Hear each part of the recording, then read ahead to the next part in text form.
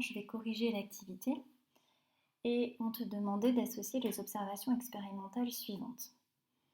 Donc rappelle-toi, il y avait un trombone qui a émis deux sons, un son grave et un son aigu, et on a regardé ce qui se passait au niveau des grains de sel qui étaient posés sur un film plastique.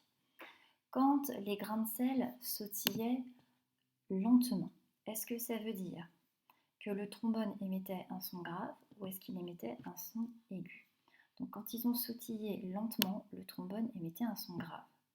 Par contre, quand ils ont sautillé rapidement, le trombone émettait un son aigu. Alors, maintenant je vais t'expliquer ce qu'est la fréquence. Ce n'est pas forcément évident. On peut voir grâce à ça que le son, c'est une vibration de l'air. Et une vibration qui va se propager jusqu'au grain de sel.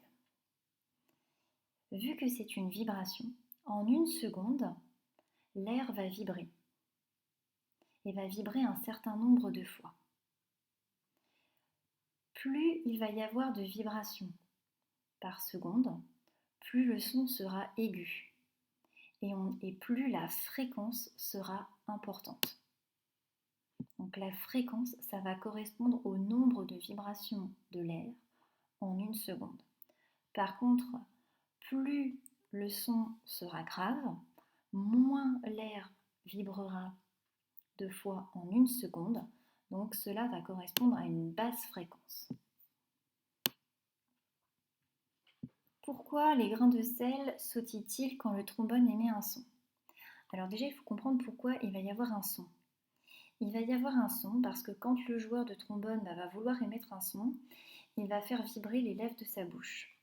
Et en faisant vibrer les lèvres de sa bouche, il va produire un son avec son trombone.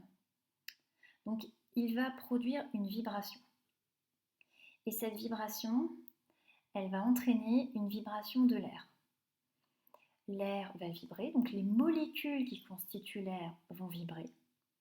Et cette vibration va se propager de proche en proche jusqu'à le film plastique. Donc jusqu'au film plastique. Ce film plastique va vibrer comme une membrane. Et comme dessus on a mis des petits grains de sel, ces petits grains de sel vont sautiller. Donc c'est ce que j'ai mis. Pour émettre le son, le joueur de trombone fait vibrer les lèvres de sa bouche. Cela va entraîner une vibration de l'air. Et la vibration de l'air, elle se propage jusqu'au film plastique. Le film va vibrer et les grains de sel vont sautiller.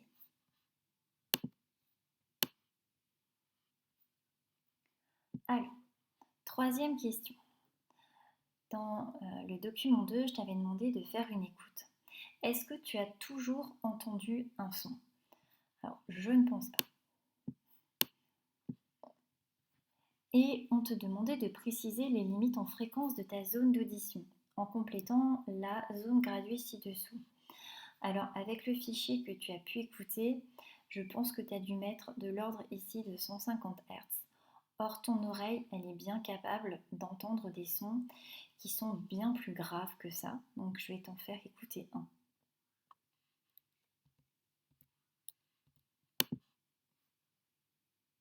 Voici un son grave, donc le son le plus grave joué par un piano.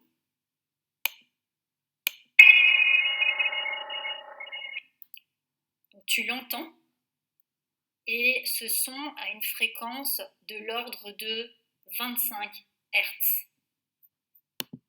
Voilà, donc avec cette expérience, je voulais juste te montrer que tu es capable d'entendre des sons au fond de l'ordre de 20 Hz. Et c'est ce qu'on va admettre, que l'être humain peut entendre des sons au-delà de 20 Hz. Et alors je ne sais pas ce que tu as mis en plus haute fréquence, mais on admet aussi que l'être humain peut entendre des sons jusqu'à 20 000 Hz. Alors il faut quand même que cet être humain soit suffisamment jeune, parce que plus on vieillit, moins on peut entendre les sons de haute fréquence. C'est-à-dire qu'on entend beaucoup moins bien les sons très aigus. Il existe des sons qui ont des très très faibles fréquences. Ce sont les infrasons. Donc par exemple, les éléphants peuvent émettre et entendre ces sons de très faible fréquence, donc des sons extrêmement graves, tellement graves que toi tu ne les entends pas. Et puis, on peut aussi produire des sons qui ont des fréquences supérieures à 20 000 Hz. Alors ces sons-là, on les appellera les ultrasons.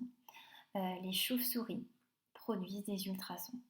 Les dauphins produisent des ultrasons. Les chats et les chiens aussi produisent des ultrasons et peuvent les entendre. Et nous, humains, nous ne les entendons pas. Et la dernière question, je te demandais de conclure en complétant le résumé ci-dessous.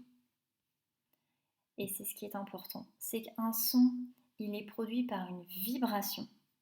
Ça peut être la vibration d'une membrane, par exemple d'un haut-parleur, d'une corde, si tu as un violon ou un piano, des lèvres de la bouche, là c'est plus pour les instruments à vent, comme la trompette, le trombone ou le tuba. Et un son, on va le caractériser par sa fréquence. Donc la fréquence, justement, ça va être le nombre de vibrations de l'air en une seconde. Plus la fréquence est élevée, plus le son sera aigu.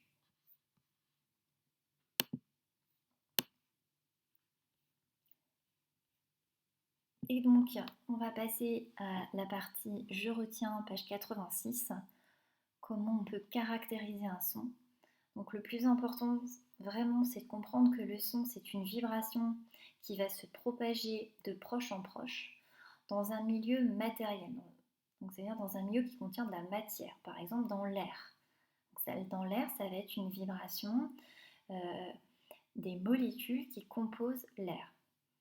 Cette vibration, elle va commencer d'un émetteur, par exemple un haut-parleur, jusqu'à un récepteur du son, par exemple une oreille. On caractérise la hauteur d'un son par sa fréquence. Donc la hauteur, c'est de savoir si le son il est aigu ou grave. Plus le son est aigu, plus sa fréquence elle sera élevée. Et l'unité de mesure de la fréquence, c'est le Hertz qu'on note Hz.